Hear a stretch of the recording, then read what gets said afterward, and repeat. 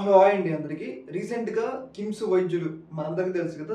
శ్రీతేజ్ కిమ్స్‌లో చికిత్స పొందుతుండు. సంజయ్ థియేటర్‌లో గాయపడి దాదాపు 15 రోజుల నుంచి కూడా కిమ్స్‌లోనే చలనం లేకుండా పడి ఉన్నాడనమాట. అయితే కిమ్స్ వైద్యులు ఆ పిల్లోడికి తీవ్ర స్థాయిలో శ్రమించి వైద్యం అయితే చేస్తున్నారు. అయితే రీసెంట్‌గా వచ్చిన అప్డేట్ ఏంటి అంటే కిమ్స్‌లో శ్రీతేజ్ యొక్క ఆరోగ్యం అనేది మెరుగుపడుతుంది. ఆయన మొన్నటి వరకు ఈ పిల్లోడు మొన్నటి వరకు వెంటిలేటర్ మీద ఉన్నాడు. వెంటిలేటర్ తీసేస్తున్నాం. సొంతంగానే ఆయన శ్వాస తీసుకుంటుండు. చాలా వరకి నిలకడగా ఉంది. మరి కొన్ని రోజుల్లో శ్రీతేజ్ ప్రాణాపాయం నుంచి బయటపడతాడని చెప్పేసి కిమ్స్ వైద్యులైతే చెప్పడం జరిగింది. ఏదేమైనా గానీ వాళ్ళ అమ్మను కోల్పోయి ఇప్పుడు ఈ పిల్లోడు కూడా పాపం చావు బతుకుల మధ్య నుంచి వచ్చిండు కాబట్టి ఈ పిల్లోడు జీవితం మంచిగుండాలి. అలాగే ఇంకా ఎలాంటి ఇబ్బందులు లేకుండా భవిష్యత్తులో కూడా ఎలాంటి ఇబ్బందులు లేకుండా కోలుకోవాలని చెప్పేసి కూడా మనం కూడా కోరుకుందాం. ఏదేమైనా గానీ ఈ పిల్లోడు బతకడం అనేది చాలా ఆనందకరమైన విషయం అనమాట.